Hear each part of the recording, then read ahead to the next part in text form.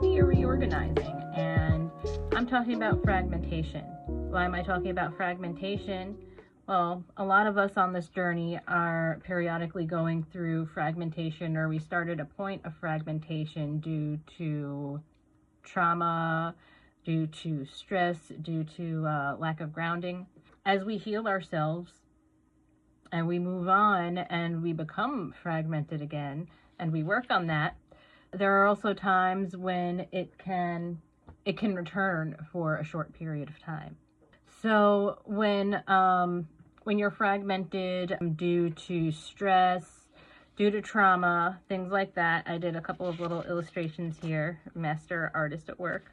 It looks something like this. It's kind of like disorganized because wherever there was trauma coming in, that's where like the bigger holes are. Some places are more filled in than others, and you end up leaking energy, and it's difficult to stay grounded. It's difficult to not be affected by others because there's other stuff coming in and it feels like you can't control it. And so healing from these things is kind of like peeling off the layers of an onion. You heal one layer and you feel solid for a little while, and then, you know, as you move on, another layer is ready to be peeled off, and then you do a little more healing, whatever that means for you, for what that is. And those are things that will periodically just kind of like come back with lesser severity as we move through our life lessons and things of that nature. And one thing that's been, so I know a lot of these things are popping up right now because of Father's Day, number one. Number two, we just got through the Scorpio full moon. And number three, if y'all aren't aware, we have been having it took a small break for a few days, but solar flares, solar storms, coronal mass ejections, and white light, it's all happening at the same time the past few days. And these type of energies can also leave us feeling very fragmented. It can put us through these types of energetic, emotional, mental roller coasters that make you feel like you're falling apart. The other thing, well, I'm going to circle back to that.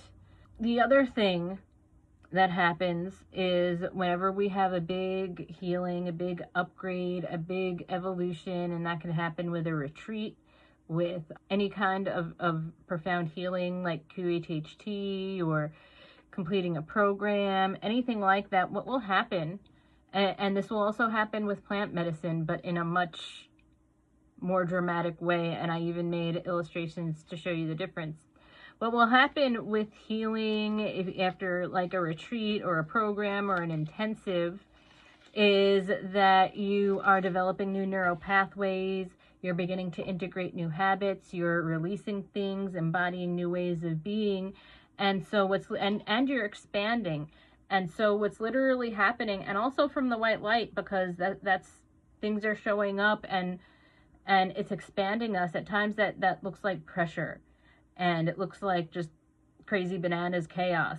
But what it's doing is it's presenting us with situations where we have an opportunity to expand. And so as we heal, as we develop these new neural pathways and expand our minds, expand our understanding, expand our perspective to what happens then, our fields also expand.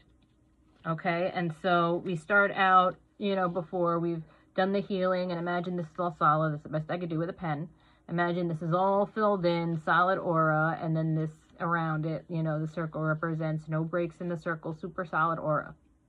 And so when you start to do like some of this like deep healing, especially in a way that happens all at once, it's going to kind of look like this. You know, your aura is like, you know, it's all kind of like uniform still, but things are rearranging, you've expanded.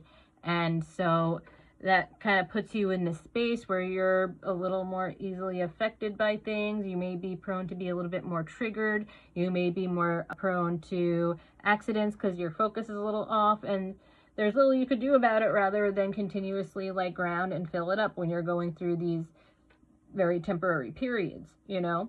Now, I mentioned plant medicine too, and the integration process with plant medicine is, you know, even more a little bit, because what happens when you're taking something like that? I always talk about it opening up a portal, right? So what is it doing? Imagine these bubbles that I'm drawing are, you know, kind of like a combination of the etheric, mental, emotional, and mental bodies, right? Well, when you take plant medicine, oh, you don't even see, you're so opened up, you don't even see the bubble anymore, right? You're totally open. Your energy's still there, but it's just so expanded and open that you're just going to be merging. You can merge with just about anything. You could connect with just about anything, read just about anything, right? And so, you know, you could just think of someone on plant medicine and it's as if they're there, you know, because it just opens everything up. And then kind of, you know, I would probably say about a day after the experience is you're kind of back to this level, like the same way you are after a healing about. And so what's happening when you're doing this work for healing, rewiring, you know, these are all in these intangible fields, at least intangible by our eyes, right? And so there's processes going on. It's rearranging and finding its new home and expanding, and it takes time. And during the time of integration, whether it's from healing or plant medicine, we need to be more gentle with ourselves. And sometimes it could feel like we're falling apart a little bit.